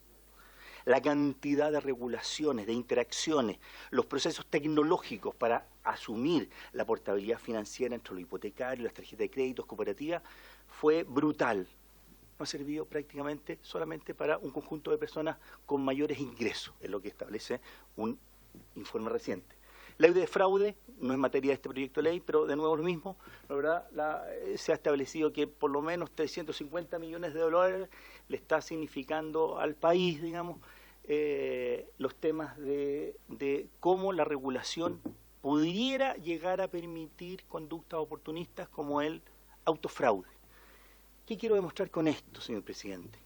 Que hay errores en los diseños regulatorios por no concentrarse en cuál es el problema que sí queremos solucionar y no enamorarnos de una idea, por bonita que sea, que puede ser muy seductora. Voy a dejar a disposición de la comisión. Hay un libro reciente de la semana pasada en la cual tuve la oportunidad de participar, en la cual se aborda los defectos regulatorios y cuál es el estado de la protección al consumidor en Chile. Esto pareciera ser que es un pie inicial. Si la protección al consumidor estuviera deficitaria, tuviera debilidades, sin lugar a dudas, y otras medidas serían muy bienvenidas. Me parece, desde mi perspectiva, de que el estándar de protección al consumidor es altísimo. Así lo he podido comprobar en recientes viajes en Europa en temas regulatorios de arbitraje de consumo. Lo hago presente muy respetuosamente y muy humildemente también para compartir esa experiencia. A lo mejor, como estamos en Chile, no vemos una realidad que sí está alrededor nuestro en cada una de las mediaciones, en cada uno de los juicios colectivos, de los procedimientos voluntarios colectivos, que me voy a referir muy breve. Pasemos a la siguiente. En el diagnóstico del problema, lamentablemente, a mi juicio, reitero, no hubo un buen diagnóstico. La encuesta o la consulta ciudadana no cumple los estándares que Eduardo Engel, expresidente de Espacio Público, establece recientemente, diciembre. Una encuesta seria debe cumplir estándares de transparencia, explicitando la institución responsable, detallando la metodología, haciendo público la base de datos y transparentando posibles conflictos de interés. Esto es democracia. En el mensaje, que lo he leído con muchísima atención, se establece como una piedra angular lo que fue una encuesta, ¿no es verdad?, a 4.000 personas que votaron mayoritariamente por darle facultades sancionatorias al servicio. ¿Cuál es mi visión? Y me parece que la visión de los expertos que se dedican a encuestas públicas. Bueno, no fue el momento apropiado, cuando el presidente estaba dictando en su mensaje las líneas para, se iba a venir un CERNAC financiero, un CERNAC con estas facultades. En ese minuto, lo que dirían los expertos es que no es el momento para hacer una encuesta. Por eso se suspende la encuesta en los momentos políticos previo a una elección, porque uno no tiene la tranquilidad espiritual. Hay sesgos en las preguntas, que ganas de haber hecho una metodología distinta. El tiempo no me permite abordar este punto. No sabemos cómo se recibieron las respuestas de las personas que contestaron. Una pregunta interesante sería para el servicio: ¿cuántos de los funcionarios del servicio contestaron la encuesta, digamos? Porque ahí, digamos, graficaría lo que dice Eduardo Engel, digamos, ¿no es verdad? Accountability, transparencia, digamos, mostremos cuál es la metodología. Pasemos a la siguiente. Entonces, si el problema pareciera que tiene la autoridad son los casos de interés individual, bueno, concentrémonos en aquellas desviaciones que hoy día los instrumentos no permiten actuar correctamente. Respecto al número de reclamos que se ha resaltado, que por cierto llama muchísimo la atención, miles y cientos de miles de reclamos no contestados, yo compartiría, digamos, con los especialistas lo siguiente: sería interesante también que cuando se abren procedimientos voluntarios colectivos y juicios colectivos, también se solucionan reclamos, y muchísimos reclamos. Esa es la lógica de un procedimiento. Si bien no inmediatamente, pero eso habría que sacarlos de la base. Habría que hacer una pregunta que también el proyecto de ley apunta en este sentido. ¿Acaso todos los reclamos son ajustados a derecho, son oportunos, son confiables, van al punto en derecho, o hay una mirada distinta? El propio proyecto establece una etapa de admisibilidad para confirmar la seriedad del reclamo respectivo. Entonces, con estas dos cuestiones, de inmediato uno podría, por lo menos, digamos, abordar de que el número de reclamos que se presenta como un hecho cierto puede ser muy distinto. El problema existe, pero distinto. Pasemos a las soluciones. ¿Podrían haber soluciones distintas a lo sancionatorio? Porque esto me parece a mí que es bueno compartirlo. Sin lugar a dudas, la facultad sancionatoria podría llegar a hacerla, pero existen otras. Entonces aquí se trata de un tema, pareciera, de uso eficiente de los recursos públicos. Otorgarle facultades de representación individual al CERNAC, si lo que quiere el CERNAC es que la persona reciba lo suyo ante un juez de policía local que lleva más de 40 años tramitando estas causas. Bueno, ¿por qué no se le libera? Porque hoy día tiene una limitación. Solo los casos de interés general puede participar CERNAC. en vez de invertir los recursos en un SENAC sancionatorio, podría dársele perfectamente facultades para representar el interés individual. Segundo, la asesoría gratuita en la justicia y policía local. Ya existe un precedente previo. Entonces, la pregunta un poco en política pública, estamos inventando una y otra vez soluciones sin que lo previo se haya apalancado correctamente. ¿Cuál es el problema? Que las corporaciones de asistencia judicial, las clínicas jurídicas, en mi caso es el rol que yo cumplo en la universidad, una clínica especializada de protección al consumidor que lleva temas a los juzgados de policía local de forma gratuita, que eso, digamos, llena de orgullo a la universidad de la cual yo formo parte.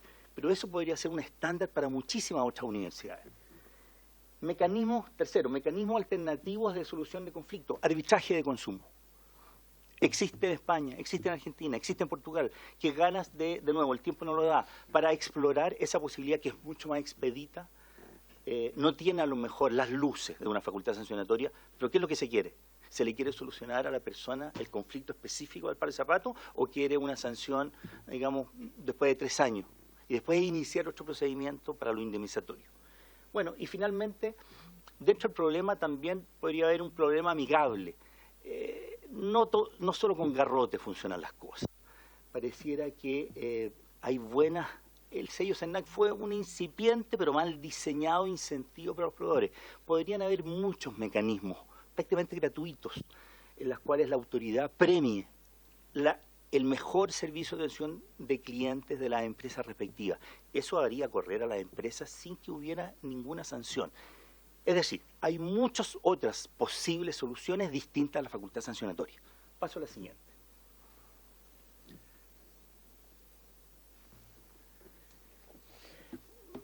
Me parece que el profesor que me antecedieron la palabra abordaron esto, el rol de SENAC litigante y rol sancionador a partir del fallo del Tribunal Constitucional del 2018. El proyecto de ley, para ser justo, hace declaraciones. No quiero volver a repetir lo que muy bien han expresado las personas que precedieron la palabra, pero no basta con decir que uno va a solucionar algo si eso no está solucionado. Y el problema subsiste. El problema... Cuando uno hace el reclamo desde la academia, desde la opinión pública, juez y parte, por supuesto que nos está refiriendo a que el propio SENAC a veces litigue y en esa misma causa a veces sancione. Eso lo aclara el proyecto de ley, por cierto, digamos, pero no es ese, digamos, el punto de vista del juez y parte. Es tan delicado el tema de juez y parte que son un principio de separación de poderes en la cual los intentos de solucionar esto vía murallas chinas pareciera no ser correcto. No es en el mejor de los casos sería, digamos, una medida de mitigación que no está acreditada, que no está abordada, que no está analizada los rendimientos que tiene. Pero es desconocer que alguien no puede hacer algo, digamos, y por eso una muralla china. Veamos la siguiente. Me parece que ya fue abordado, hemos tomado conocimiento lo que ha dicho un muy conocedor del derecho administrativo, profesor también de la Universidad de Chile, profesor Luis Cordero, hoy ministro de Justicia, y que establece que la incompatibilidad entre un SENAC sancionador y un SENAC litigante de juicio colectivo, ¿verdad? Lo dijo hace 10 años, me da toda la impresión de que mantiene, digamos, el profesor Cordero, hoy el ministro Cordero, digamos, esta posición, y eso refleja el problema que nos encontramos, digamos. SENAC, elija, si usted representa intereses ajenos, entonces sea litigante y no hay ningún problema con eso, digamos. Pero si usted deja de ser representante, bueno, entonces ahí usted puede sancionar. Lo que no parece fiable, digamos, en un Estado de Derecho es que uno tenga dos posiciones que son incompatibles. Pasemos a la siguiente. Desde un punto de vista un poco más técnico y profundizando, si acaso vamos a revisar las facultades sancionatorias, bueno, aquí hay un gran desafío, por decirlo menos, digamos, que dice relación con la cantidad de materias, de industrias, de sujetos regulados a las cuales puede y debe conocer SENAC para aplicar una sanción. Se se trae a colación, pero ¿por qué lo pueden hacer otros fiscalizadores? Claro, porque en el ámbito de la electricidad o de las telecomunicaciones o de los servicios sanitarios son empresas en la cual la actividad la conoce perfectamente bien el órgano sancionador, en este caso, por ejemplo, la Superintendencia de Servicios Sanitarios.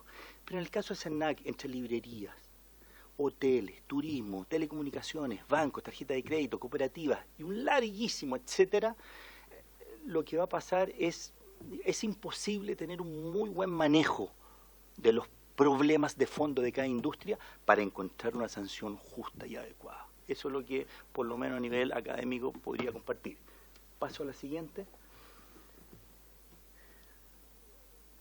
Creo que ya lo hemos dicho, la imparcialidad, si es que uno va a sancionar, y por eso el ministro de Justicia o el profesor de Derecho Administrativo Luis Cordero lo plantea hace más de 10 años, se necesita para sancionar imparcialidad, distancia, algún grado de neutralidad.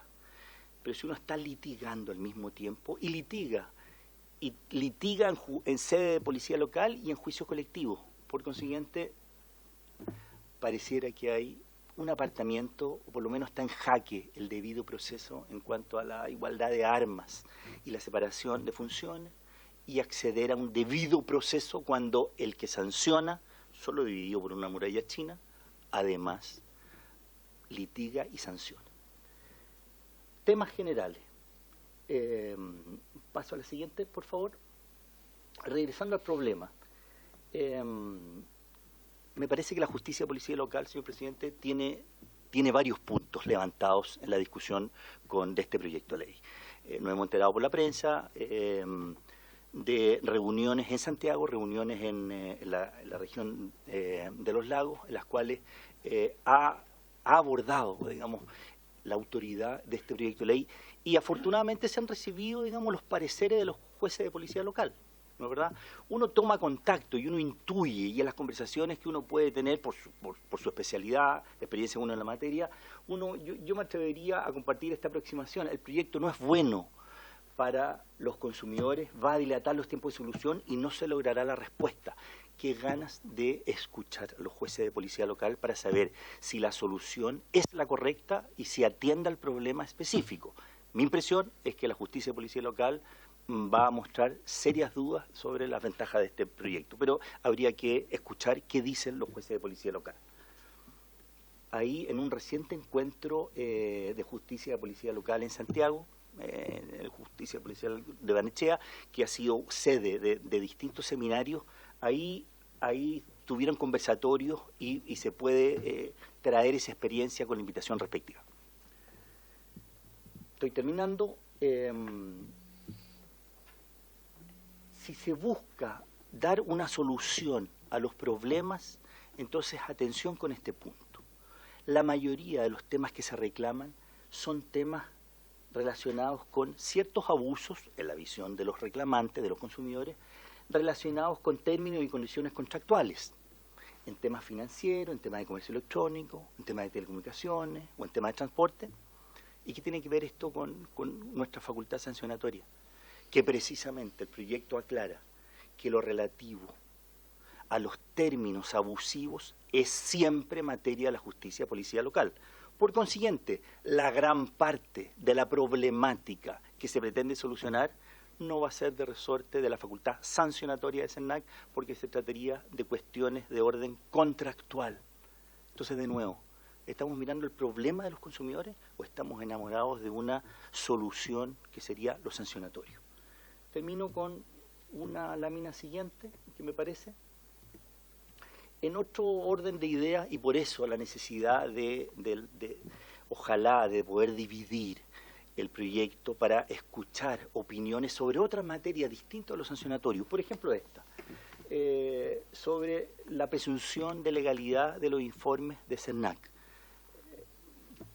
Pareciera que es una cuestión por lo menos debatible, digamos, de que por qué una parte que litiga, los funcionarios que emiten un informe, digamos, se va a dar por bueno y ese va a tener una presunción de legalidad. Hago referencia a lo que la Corte Suprema y la Corte de Apelaciones en fallos recientes han dicho, es un escrito de parte. Lo que pretende el proyecto es subirle el nivel y que y que precisamente tengan una fuerza argumentativa y de presunción legal propiamente tal. Pareciera que el debido proceso es otra cosa. La Constitución no exige igualdad de armas, con esto termino, y esto justifica, a mi juicio, señor presidente, la existencia de 2 proyectos de ley. En la última lámina, los aprendizajes que por lo menos para mí me quedan en la última lámina, que para mí me quedan sobre el proyecto de ley en general. Paso a la siguiente, por favor.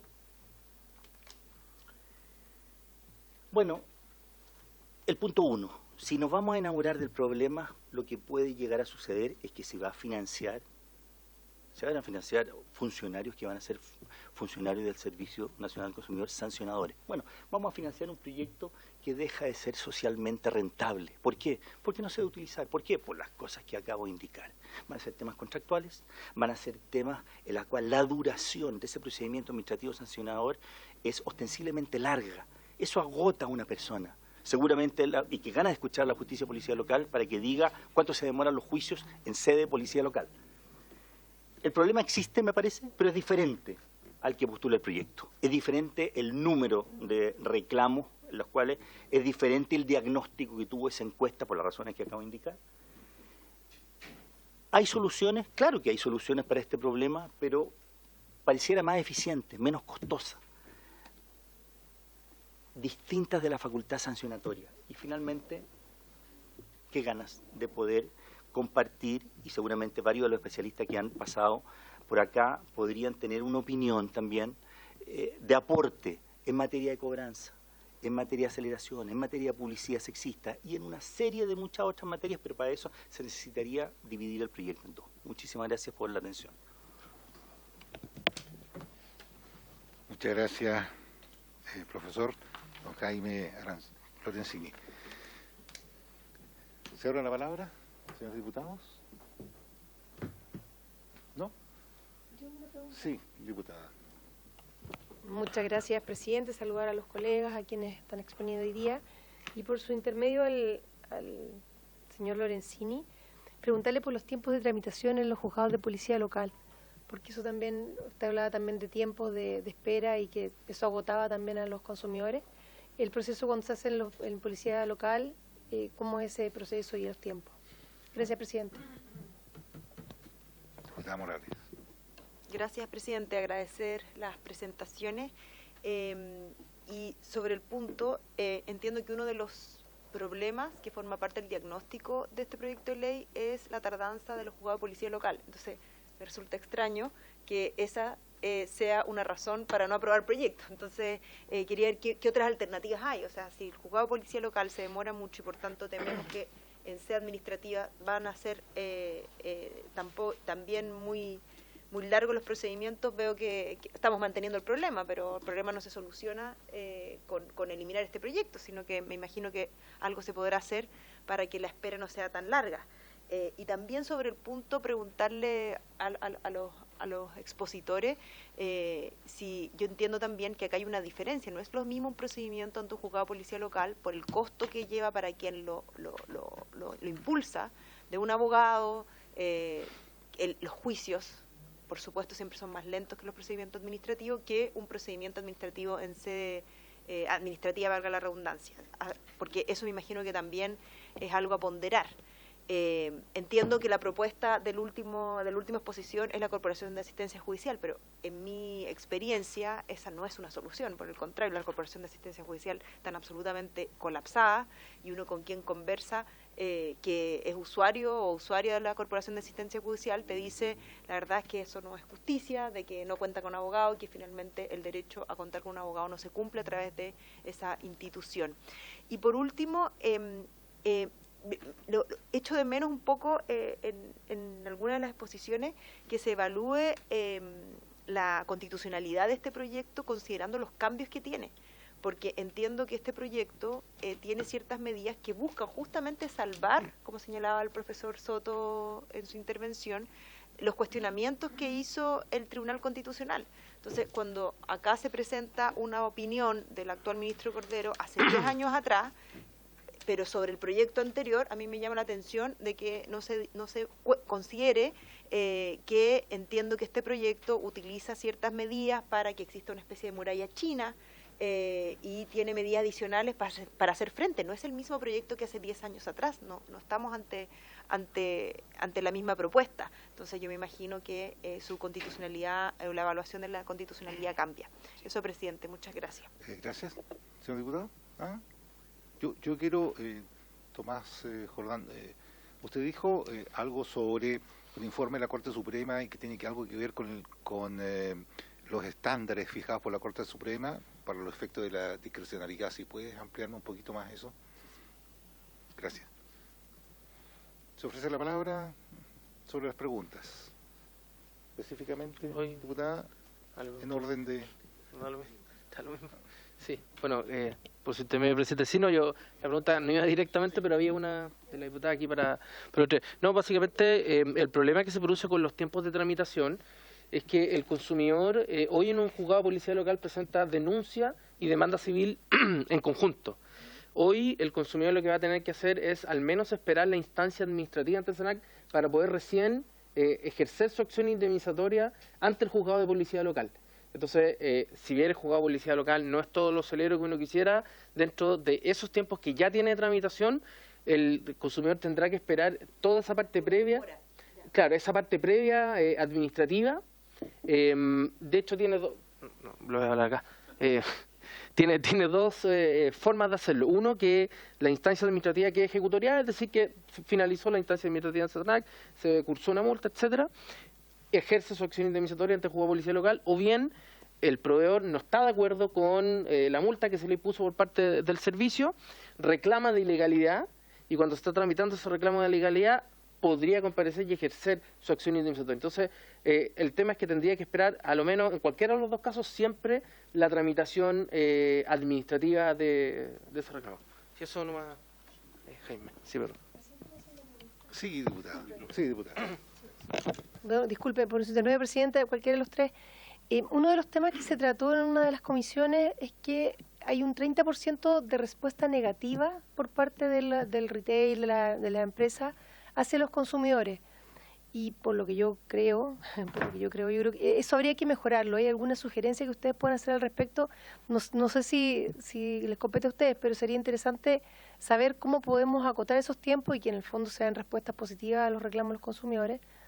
Bueno, bajo el supuesto que son reclamos como corresponden, porque igual ahí también hay gente que se puede aprovechar, gente que no, pero en definitiva tener un 30% de respuesta negativa yo creo que es muy alto. Eso, presidente, gracias. Sí, que estaba primero señor Lorenzini.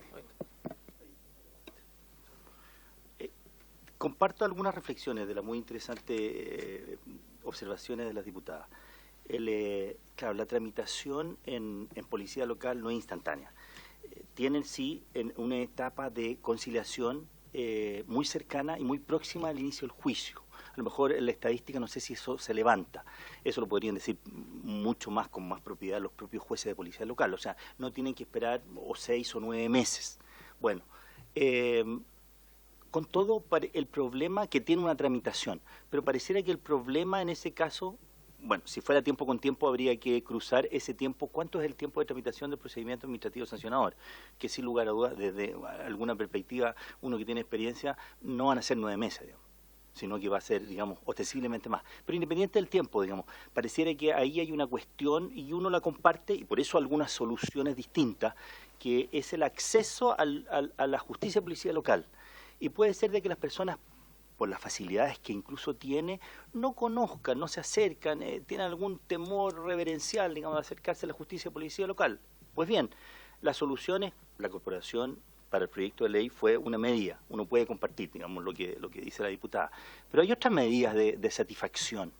El propio Servicio Nacional del Consumidor podría ser un excelente litigante, representando los intereses individuales ante la justicia de policía local.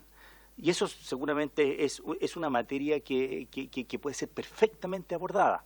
Respecto de la estadística de los reclamos, yo compartiría lo siguiente, digamos, yo no daría por bueno que el 30% de los reclamos no contestados. porque doy por bueno como que todos los reclamos siempre son precisos, prudentes, apropiados, ajustados a derecho, y la experiencia demuestra otra cosa, diputada. Con todo, hay un número relevante, ¿no es cierto? Y ahí existen, bueno, por eso mecanismos, a lo mejor incentivos positivos, premio, mejor servicio de atención al cliente, o bien trabajos para solucionarlo de una manera no sancionatoria. Arbitraje de consumo existe en otros países, pero eso no se está evaluando todavía y pareciera que sí tiene mucho rendimiento. Muchas gracias. Muchas gracias, profesor. Diputada. Llegué con mi espinaca al almuerzo.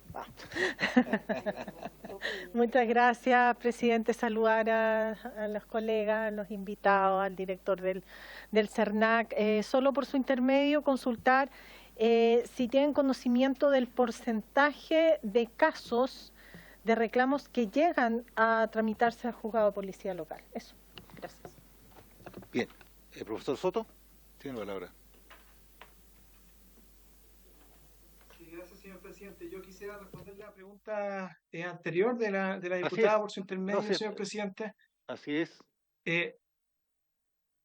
Perdón, a propósito de la articulación entre la sanción y la indemnización. Porque el proyecto tiene una regulación en este sentido, y si uno revisa el artículo 50G-23, letra C, la resolución sancionatoria puede imponer la restitución de los cobros, y entonces la apuesta, ¿no?, del diseño regulatorio aquí es que el consumidor se conforme, ¿no?, con la restitución del cobro y no recurra luego ante el Tribunal de Policía Local por la indemnización, ¿no? Entre otras cosas porque la indemnización es bien baja porque es la indemnización por el mal rato, ¿no? Entonces lo que requiere el consumidor es simplemente que se le restituya el cobro efectuado en exceso, y eso entonces se hace más eficiente, se obtiene ese resultado por el puro procedimiento administrativo sancionatorio. Gracias. Gracias, profesor. Profesor Jordán. Muchas gracias, presidente, por su intermedio de las preguntas. Dos, voy a contestar, si le parece bien. La muralla china que preguntaba la diputada, yo creo que hay que hacer una serie de diferenciaciones. Hay cuestiones que el proyecto cumple por omisión, punto uno, porque en el fondo no cumple la sentencia del TC porque no regula la dictación de normas generales, que el TC lo impugnó, no regula la requerida antecedente ni las facultades conciliatorias, no insiste en ella, y por lo tanto cumple el estándar porque no están ahí. Dos, pero aquí hay que hacerse cargo de lo que sí dice el texto. Y ahí hay que hacer una diferencia, y ahí tengo una distinción con el profesor Soto, porque él hace una equivalencia que llevaría a afirmar que se está enjuiciando el rol o el ejercicio de una jurisdicción del CERNAC, ¿okay?, que es lo que impugnó el Tribunal Constitucional en el año 2017. Pero lo que el mismo Tribunal Constitucional, considerando que él citó, que el 38, habla de qué pasaría si incluso, reconociéndole que está ejerciendo las funciones administrativas, no como juez, en el equivalente de un juez de parte del Poder Judicial, estamos haciendo esa distinción, sino como un órgano administrativo que sanciona, sí tiene que cumplir el estándar de imparcialidad. Y yo sostuve la presentación, y por eso es importante que este es el punto que el texto no logra, o el proyecto de ley no logra superar. Porque al final del día, lo que hace el proyecto es tratar de salvar las impugnaciones del tribunal, no incorporando una, o solamente incorporando alguna, que esta idea de que las acciones individuales las va a conocer él como sancionador y las colectivas las va a... Pero lo que uno tiene que preguntarse, y eso es lo que yo me pregunté, es si el CERNAC, el ejercicio de acciones colectivas comparada con el sancionatorio individual, representa y al mismo tiempo los intereses o tiene un antejuicio respecto de alguna de las partes.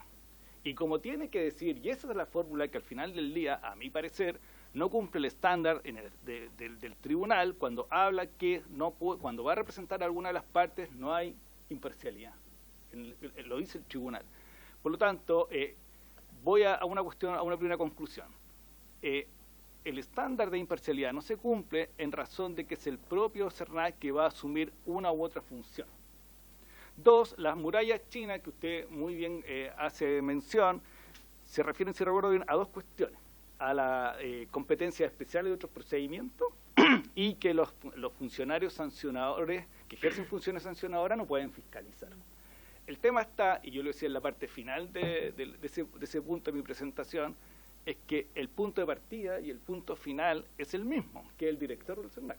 Por lo tanto, el funcionario, por muy independiente que sea respecto al que fiscaliza, que el que sanciona, va a tomar un reclamo individual que se inicia porque el director quiere.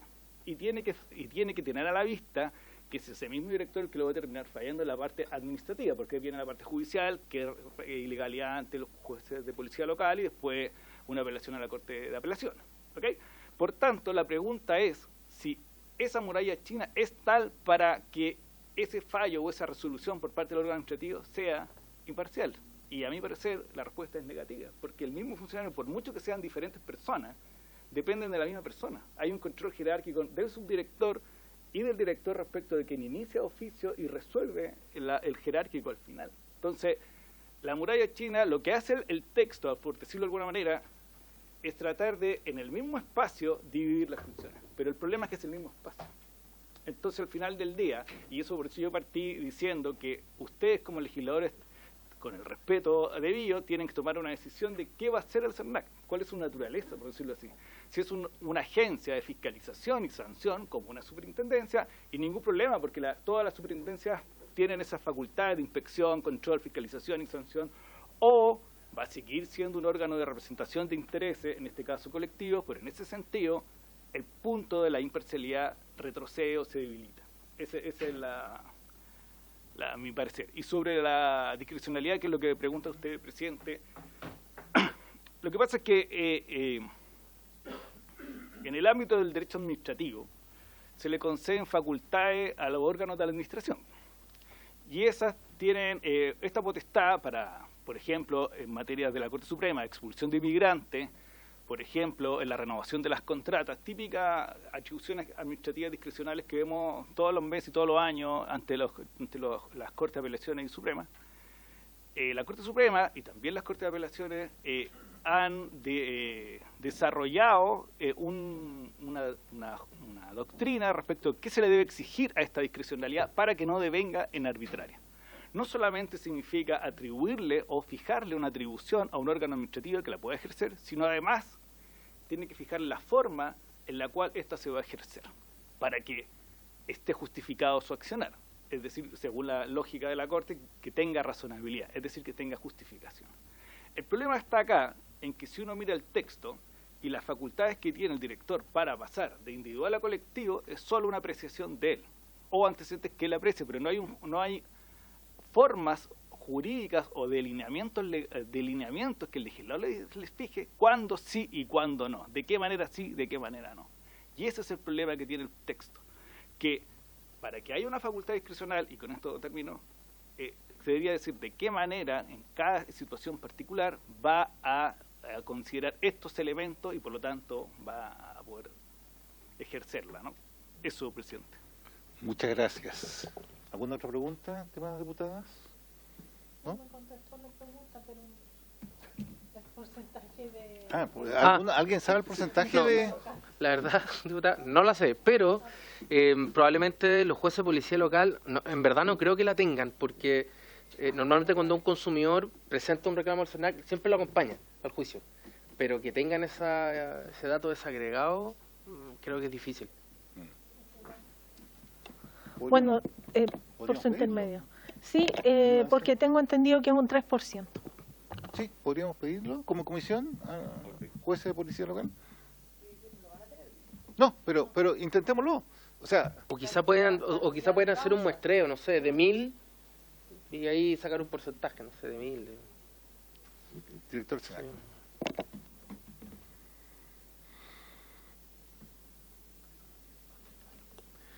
Gracias, presidente. Solamente precisar que, claro, conforme al mensaje del proyecto de ley, los antecedentes que nosotros tenemos, menos del 3% de los casos llegan a juzgados de policía local en la defensa de los intereses individuales y colectivos. Y eso está basado en un informe del Instituto Nacional de Estadísticas, que entiendo está vigente hasta el año 2021, que considera el número total de causas a nivel nacional en los juzgados de policía local por materias de protección al consumidor, que son alrededor de 9.000, 10.000 casos anuales. Si eso se compara con el total de reclamos que recibe el CERNAC, ahí es donde se hace la comparación de aproximadamente el 2 o el 3%. Y desde el punto de vista de los tiempos de tramitación, de acuerdo a los juzgados de policía local, en los casos de protección al consumidor en particular, nuestros registros, digamos, de acuerdo a la información que disponemos, es de alrededor de 337 días de tramitación. Estamos hablando en primera instancia. 11 meses. Primera instancia, es decir, en los juzgados de policía local. Perfecto. O sea, para quedar claro, hablando de un 50 y algo por ciento, 53% que responde favorablemente la empresa, un 30% le responde negativamente, un 11% no responde y un 3% llega a juzgado de policía local. Eso es más o menos, ¿cierto? Ok. Perfecto. Profesor Soto, está con la mano alzada. Sí, gracias, señor presidente. Yo solo quería decir una cuestión que me parece importante. Yo estoy completamente de acuerdo con el profesor Jordán en cuanto a que lo que se exige aquí es un estándar de imparcialidad. Y entonces los defectos que él constata son razones para mejorar el proyecto, digamos, y no para rechazarlo, ¿no? Y eso me parece interesante. De hecho, la idea de reforzar la independencia de la subdirección de sancionadores, de sanciones, puede ir por varias partes. Por ejemplo, o sea, intentando desvincular, ¿no? La Dirección Nacional de la Subdirección de Sanciones, por ejemplo, modificando el recurso jerárquico, ¿no? Que es uno de los defectos que el profesor constataba. Entonces, en ese sentido, lo que yo creo es que el desacuerdo que tenemos, ¿no? Es un desacuerdo no acerca del criterio, sino acerca de la forma en que esto se va a llevar a cabo, ¿no? Y que no hay una inconstitucionalidad per se respecto a esta materia. Gracias, señor presidente. Gracias, profesor Soto. Diputada Morales. Quizás lo dijeron y no lo escuché, pero la propuesta es modificar el jerárquico y cómo podría modificarse, quién tendría que resolver en ese caso, de qué manera resolver este tema de la imparcialidad. A ambos profesores, tanto Jordán como Soto, que están pronunciándose sobre ese punto. Profesor Soto. Sí, voy aquí. No, una opción es directamente modificar aquí el jerárquico específicamente en esta materia, digamos, eliminarlo. ¿De acuerdo? Por supuesto que esto requiere una modificación porque el recurso jerárquico aparece como uno de los recursos generales, ¿no? De la ley de base de los procedimientos administrativos, y esto implica una modificación en ese sentido, pero quizá dejarlo hasta ahí, o sea, porque el riesgo, ¿no? del que estamos conversando son riesgos de intervención de la Dirección Nacional en la subdirección, ¿de acuerdo? Y entonces es ahí en donde tenemos que poner poner la atención en cuanto a las mejoras regulatorias que hay que hacer, considerando que, y en esto me parece que no hay un desacuerdo, que el CERNAC no es per se un órgano que está comprometido en su imparcialidad. Yo quisiera solo agregar un punto, perdón que me extienda, pero la ley de base de los procedimientos administrativos, la ley 19.880, tiene reglas sobre la imparcialidad. Entonces, lo que supone esta idea, ¿no? Esta precaución que se pretende tomar aquí, es que los funcionarios, no obstante la prueba acreditada en un procedimiento administrativo, igualmente van a querer sancionar. ¿De acuerdo? Pero eso es una cuestión que se puede evaluar en concreto y que vicia en definitiva el acto administrativo sancionatorio. ¿De acuerdo? Y para eso hay un remedio y ese remedio está contenido en la ley. Entonces, esa es una cuestión que todavía no ha sido justificada. Se muteó, no sé, no está muteado, pero no se escucha nada. Muteó? Ahora sí, ¿volvió o no volvió? No se escucha nada. No, ya, ok, lo dejo entonces. No, ya. Así. ¿Sí? Sí, gracias, presidente. Nos quedan 3 minutos. Sí, mi consulta es la siguiente. En relación a las experiencias internacionales en defensa de consumidores, uno está en otros países y ve que es súper ágil la respuesta de las empresas frente a un reclamo.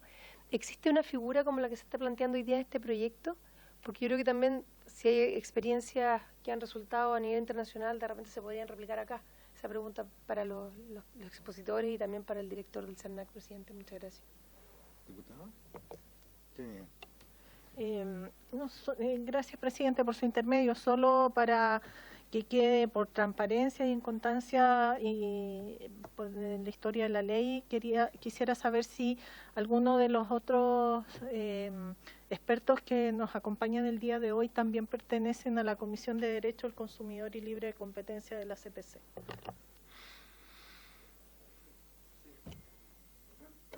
Profesor Jordán. No, quizás yo quiero también, Tomás, quizás. No, yo no pertenezco a ninguna comisión. Yo, en mi caso, fui invitado, creo que 2 oportunidades, a dar mi opinión sobre el proyecto y, no sé, recuerdo que la última vez hace 6 meses atrás, así que yo no tengo ningún vínculo directo con la organización. Sí, yo quería, presidente, por su intermedio. Sí, yo no pertenezco, no vengo en representación de ninguna comisión. Fui invitado, igual que el profesor, a dar mi opinión. La opinión que di fue muy parecida a la que estoy dando acá. Después fui invitado a una reunión que estuvo el director del CERNAC con su asesora, en la cual la pregunta que le hice fue la misma pregunta o el cuestionamiento que hice acá respecto a este doble rol entre iniciar la acción y después derivar de juzgador a representante.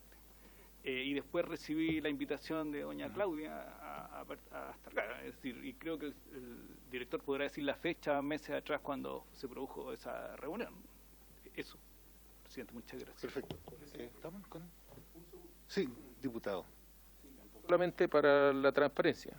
Lo que hoy día, el lunes 8 de enero, en la página de la CPC aparece la Comisión de Derechos del Consumidor y Libre Competencia, tiene varias comisiones, dice integrantes, y dice aquí Jaime Lorenzini, Tomás Jordán, Jean-Pierre Couchot. Yo creo que debieran pedirle que actualicen la página si es que no pertenecen, porque aquí en el listado de hoy día, el lunes 8, aparecen aquí. Aquí le acabo de abrir la página. Está bien. Sí. Perfecto. Bien, habiéndose cumplido el objeto de la sesión, esta se levanta.